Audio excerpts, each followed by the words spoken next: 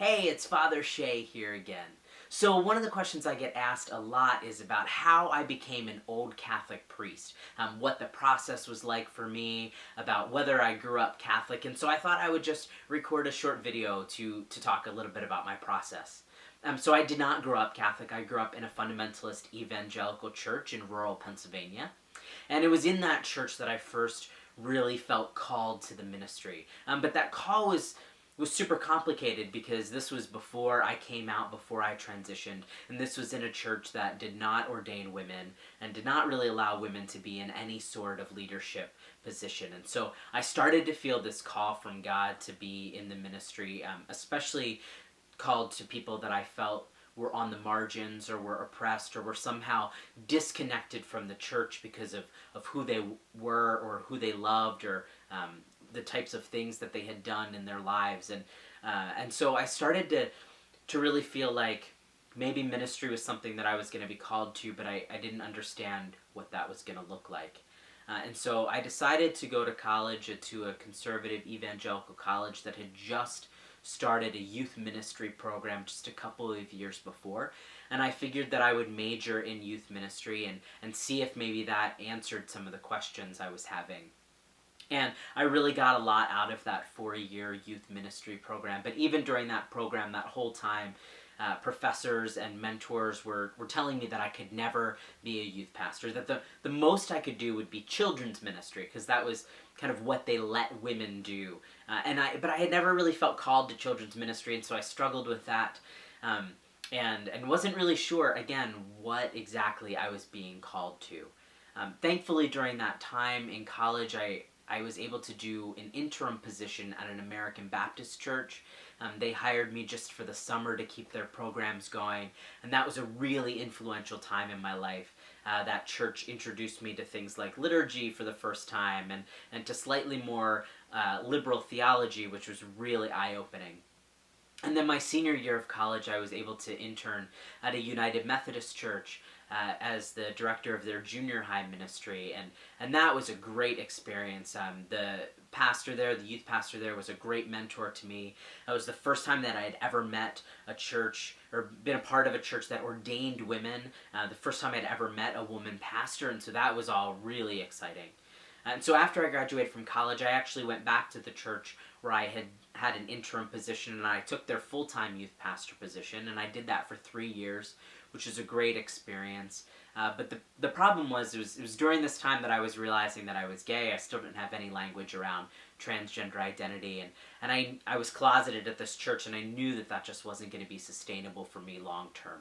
So after 3 years, I resigned my position, and I left that church really feeling burnt out and weary with church work. I felt really discouraged. I didn't think that there was going to be any church that would hire or ordain me as an out person, and so I really struggled through that. And so I took a year off to just kind of pray and get my feet back under me. I worked at a TGI Fridays and just rested. And throughout that whole year, I really felt that God was saying, I'm not done with you yet. I'm not done with you in ministry. And so at the end of that year, I decided to apply to seminary. I went to Union Theological Seminary in New York, which is this amazing institution. It's just got this great and storied history. And it was at Union that I finally came to terms with my transgender identity. I transitioned at Union. I interned at Judson Memorial in the Village, and they were just so gracious and loving to me as I figured out what it looked like to be a transgender minister.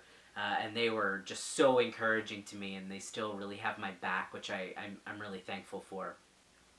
And again, though, I worried that there was not going to be a church that would ordain me. There was not going to be a denomination that would ordain me. There was not going to be a church that would hire me.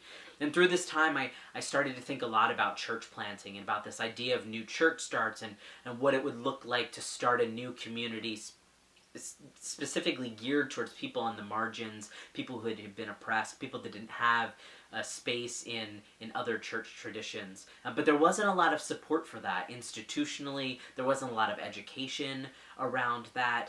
There wasn't a lot of money for that, even in the denominations that I was looking at. And often denominations won't ordain first call church planters, so that was something that was was complicated for me as well, because I really felt that that's what I wanted to do, and I didn't want to spend time in a church if I knew that I wasn't going to stay there long term. So I graduated from seminary, and I ended up taking another job as a youth director at a church, just to pay some of the bills.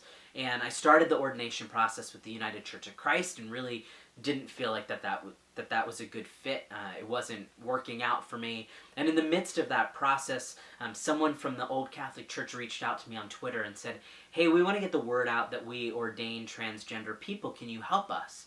And the Old Catholic Church was something I had never heard of before. So we started an email dialogue, and I said, I would love to help you get the word out, but I'd also like to know a little bit more. And as we talked, I started to fall in love with this Old Catholic Church and with what I was learning about it.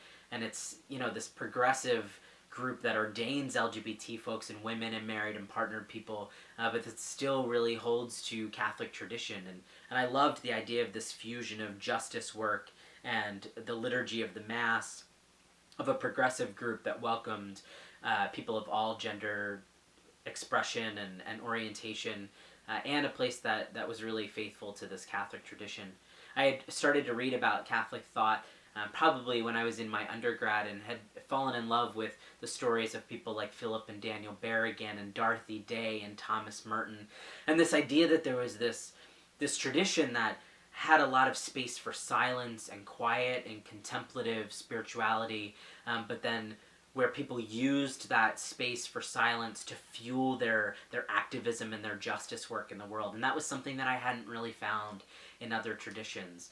It is either all quiet and contemplation, or it was all kind of justice work, and this fusion of the two was really meaningful to me. And so as we continued this conversation with the Old Catholics, I decided to pursue ordination with them.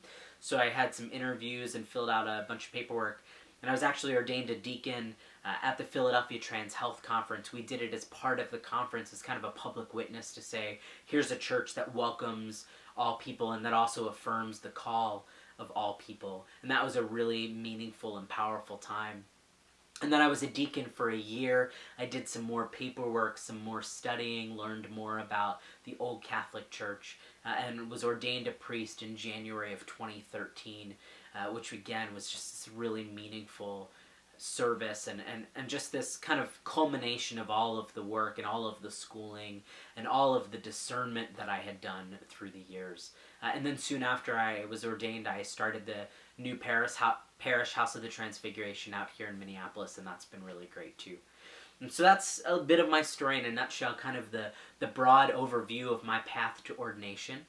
If you have any other questions, or if you want to talk about your own vocation or your calling, I would love to talk with you more about that. You can feel free to send me an email, anarchistreverend@gmail.com. I would love to talk about the Old Catholic Church, about figuring out what your vocation or calling is, about what it's like to be out as a transgender person of faith and a priest. I know that it can be really scary for folks, and talking and thinking about job security and how that works with vocation and calling. That's all a really complicated conversation, and it's one that I love to have with people. So again, feel free to send me an email, anarchistreverend@gmail.com, if you want to talk more, and I would love to talk more with you. Have a great day, and I hope to see you soon.